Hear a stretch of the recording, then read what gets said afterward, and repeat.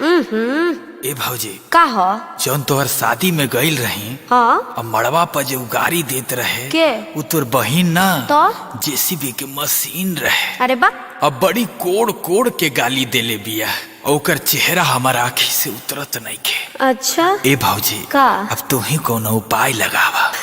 अरे मोट रहे ना तनी सा छोट रहे। अरे करियठी का ना तू तो गोर रहे। अच्छा नटुरी ना तू तो चटुरी रहे चाट खात रहे।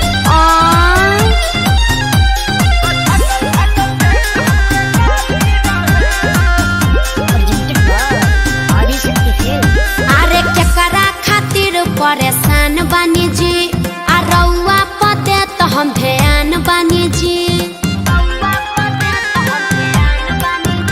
अरे केकरा खातिर परेशान बानी जी आ रउआ पते तो हम ध्यान बानी जी। आ केकरा से लड़ल बराबर नजरिया या रूपवा रहे कि सोनाली रहे। अरे बताएब तब नु हम जानब देवर जी। तो सुन हाथे माइक मुंह में ओकरा गाली रहे आ ओठे उतल दूधवा के छाली रहे। न जाने कैसन नशा कैले साली रहे आ छाटल छाटल देत हमके गाली रहे।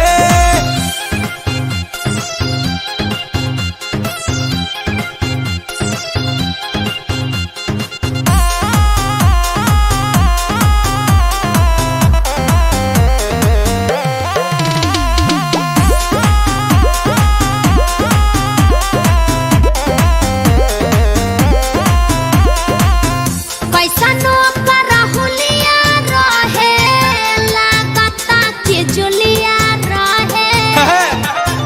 मारी तर खूबे कमकावत रहे मुंह डांड एक संग ही हिलावत रहे। केकरा से प्यार को के रउआ चली आईनी का चाय के पियावा तू पियाली रहे। हम तो कॉफी पीते। अच्छा हाथे माइक मुंह में ओकरा गाली रहे हाँ। आ ओठे उतल दूधवा के छाली रहे। ओहो। न जाने कैसन नशा कैले साली रहे आ छातल छातल हमके देत गाली रहे।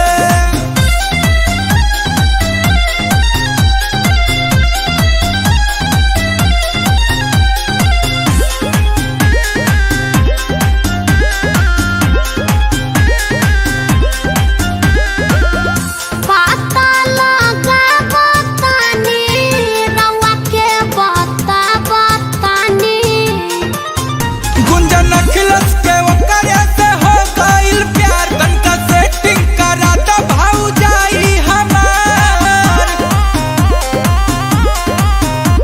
लभेर ले काऊ ओठलाली रहे काके सब कर्म करी के जाली रहे। अरे धा ले लुए भौजी रुको ना कुछ सोचा तनी। सोच हाथे माइक मुंह में ओकरा गाली रहे हाँ ओठ उतल दूधवा के छाली रहे। हाँ। आ बटका पी के देत सबके गाली रहे। मयो गे मयो। आ माई कसम बड़ी उपवाली रहे। अरे सलोनिया रहे देवर जी। भौजी सलोनी को फोन किया जाए है साला।